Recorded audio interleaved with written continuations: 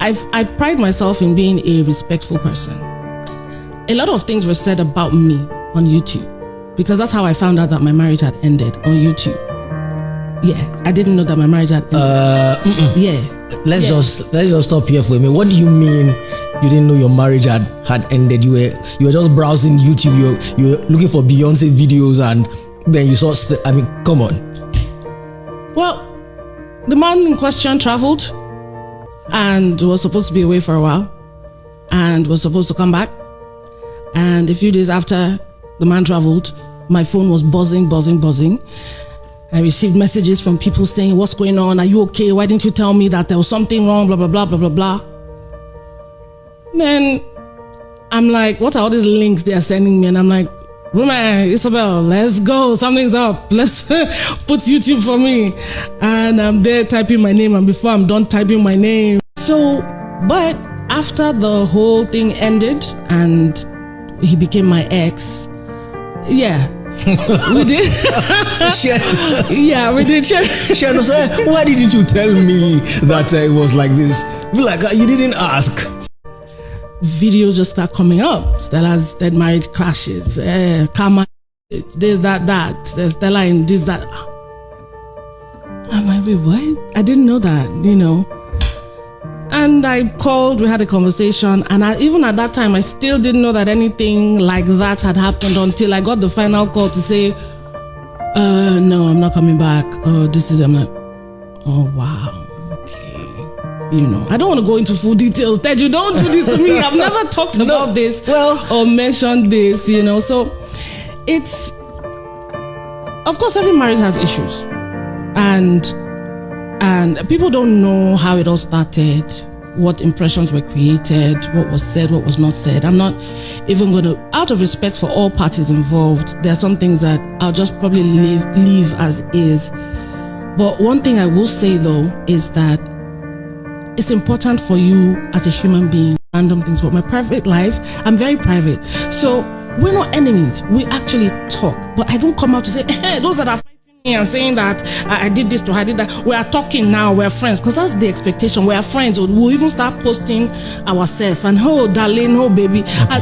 I'm not that kind of person because I value privacy. Okay. We're good. We're friends.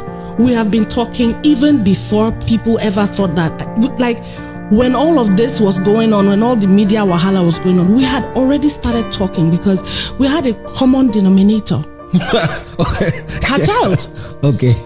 That he was with me and he was her child. So we had to come together to find the best way for his interests. Okay. It wasn't about me, it wasn't about her or the man. It was about the child. That was everybody's interest. That was the one connecting everyone. You couldn't avoid that. So we were not enemies. Not in the least. I to know yourself more and love yourself more and know what you want and what you don't want, so that nobody will come to you and make you see things and tell you these are the things that you should want.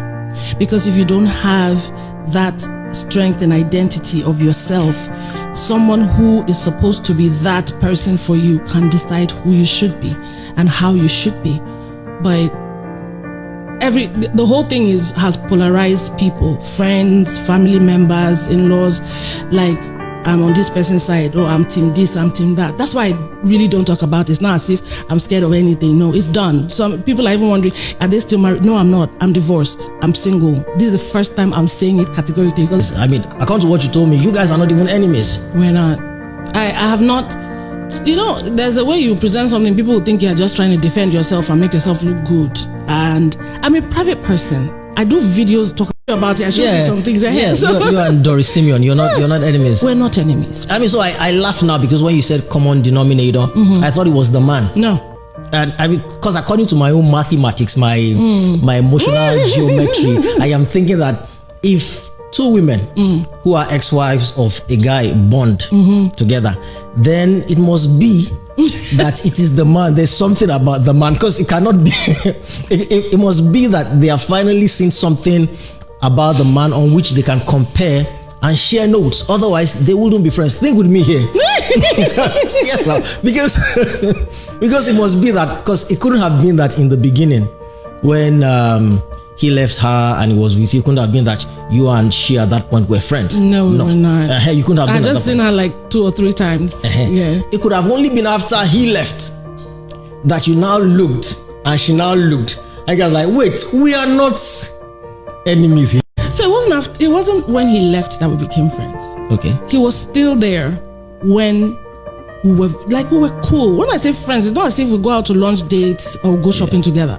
But you know how you're cool with someone because she's an intelligent, beautiful woman. She's very talented. She doesn't have the impressions out there. Because the person that I got to know, even over the phone, was someone totally different from the impression that was created in the first place, you know. So we would talk, especially about the boy, never about, you know, the man. It was about the child. What's best for him? What's going on with school? Oh, he's coming to you, or he's coming to me. Or what do we do for him? Oh, he needs this, he needs that. How do we do it? Just to make sure that he was okay. You know, so that's how it all started, just to make sure there was peace, everybody was fine for his sake, because you don't want to start pulling him and making him have animosity towards any party involved, you know.